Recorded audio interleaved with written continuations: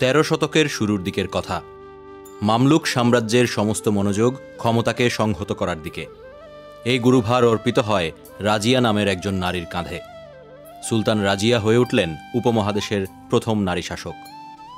ইতিহাসে ঠাঁই পাওয়া এই নারী ছিলেন মামলুক সাম্রাজ্যের প্রথম শাসক কুতুবউদ্দিন আইবেকের নাতনি এবং কুতুব আল তাতমিশের কন্যা। আমি ব্যক্তিগতভাবে মনে করি রাজিয়া সুলতান ছিলেন প্রথম নারীবাদী।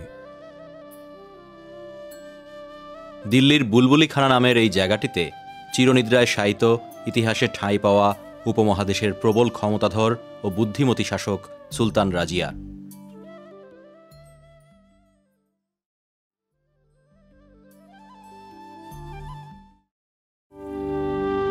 তেরো শতকের শুরুর দিকের কথা। মামলুক সাম্রাজ্যের সমস্ত মনোযোগ ক্ষমতাকে সংহত করার দিকে, আর এই গুরুভার অর্পিত হয় রাজিয়া নামের একজন নারীর কাঁধে। সুলতান রাজিয়া হয়ে উঠলেন উপমহাদেশের প্রথম নারী শাসক। ইতিহাসে ঠাঁই পাওয়া এই নারীর পরিচয় দিতে গেলে বলতে হয় সুলতান রাজিয়া ছিলেন মামলুক সাম্রাজ্যের প্রথম শাসক কুতুবউদ্দিন আইবেকের নাতনি এবং কুতুব আল তাতমিশের কন্যা। রাজিয়ার দক্ষতা ও বিচক্ষণতা সুলতান আলতাতমিশকে মুগ্ধ করে, এমন মুগ্ধতা যে পিতা আলতাতমিশ পুত্রের বদলে কন্যার হাতেই শাসনভার তুলে দিতে চেয়েছিলেন।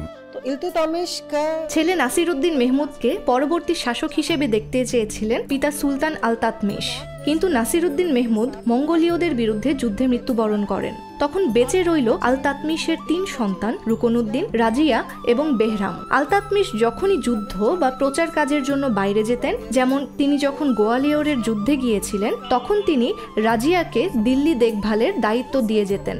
রাজিয়া অত্যন্ত সাফল্যের সাথে সে দায়িত্ব পালন করতেন, আর যেহেতু তিনি তুর্ক ছিলেন তাই তার একটি ধর্মনিরপেক্ষ মনোভাব ছিল। তিনি কন্যার মেধার স্বীকৃতি দিয়েছিলেন এবং বলেছিলেন পুত্রকেই শাসক হতে হবে এমন কোনো নিয়ম নেই।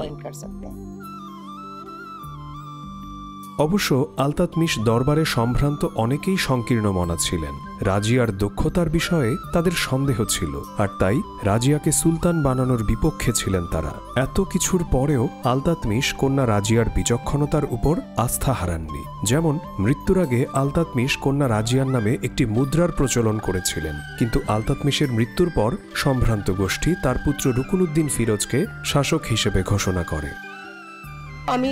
সাম্রাজ্যের ধনী ও সম্ভ্রান্তরা রুকনউদ্দিন ফিরোজকেই পরবর্তী শাসক হিসেবে ভেবেছিলেন, কিন্তু রাজিয়া এই সিদ্ধান্তের বিরুদ্ধে উন্মুক্ত চ্যালেঞ্জ ছুড়ে দেন। তিনি বলেন যে তার পিতা তাকেই পরবর্তী শাসক হবার যোগ্য মনে করতেন এবং তিনি তাকেই নির্বাচন করে গিয়েছিলেন। দিল্লির সাধারণ মানুষকে তাকে তাদের নেতা হিসেবে গ্রহণ করার জন্য আবেদন জানান রাজিয়া। তিনি আরও ঘোষণা করেন যদি তিনি এই চ্যালেঞ্জ জিতে অপারগ হন, জনগণ তার শিরচ্ছেদ করতে পারে।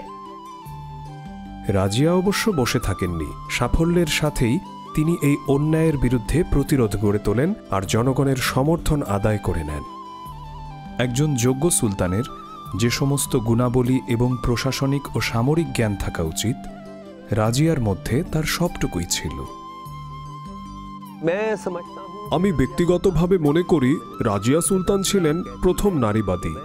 সুলতানা নাম নিতে তিনি অস্বীকৃতি জানিয়েছিলেন, কারণ সুলতানা হল সুলতানের স্ত্রী। রাজিয়া বলেছিলেন তিনি নিজেই সুলতান। এই নাম তিনি নিজেই নিজের জন্য নিয়েছিলেন। তার শাসনামলে বহু যুদ্ধ বিগ্রহ হয়েছিল। তিনি সেনাবাহিনীকে যুদ্ধের ময়দানে নেতৃত্ব দিতেন। ঘোড়ার উপর সওয়ার হয়ে তিনি সেনাবাহিনী পরিচালনা করতেন। এটি একটি বিরাট অবাক করা বিষয়। তখন ছিল ত্রয়োদশ শতক এবং আমার জানা মতে সেই সময়ে পৃথিবীতে কোথাও কোনো নারী শাসকের অস্তিত্ব ছিল না। অন্য সকল মুসলিম রাজকুমারীর মতো সুলতান রাজিয়াকেও যুদ্ধবিদ্যা ও প্রশাসনিক শিক্ষায় প্রশিক্ষিত করা হয়েছিল। ভাই রুকনউদ্দিন ফিরোজকে হারানোর পর রাজিয়া একটি গণতান্ত্রিক শাসন ব্যবস্থা প্রতিষ্ঠার চেষ্টা করেন এবং খুব ধীরে ধীরে তার বিরোধীদের মোকাবেলা করেন। প্রথম ব্যাপার হচ্ছে তিনি একজন নারী। দ্বিতীয়ত, তাকে মোকাবিলা করতে হয়েছিল অসীম ক্ষমতাধর সম্ভ্রান্ত ও ধনীদেরকে। তৃতীয়ত, তার ক্ষমতা গ্রহণ ছিল অত্যন্ত গণতান্ত্রিক উপায়ে, আর দিল্লির সাধারণ মানুষ তাকে ভালোবাসত।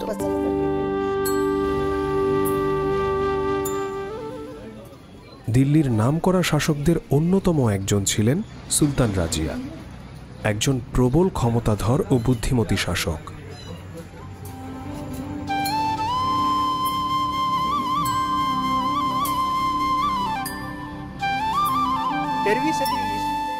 দিল্লির এই সংকীর্ণ বুলবুলি খানা নামের জায়গাটিতে চিরনিদ্রায় শায়িত উপমহাদেশের প্রথম নারী শাসক। এর দেখভাল করারও যেন এখন আর কেউ নেই। ক্যামেরাম্যান রৌফ ফিদার সাথে সালাউদ্দিন জৈন, DW নিউজ, নিউ দিল্লি।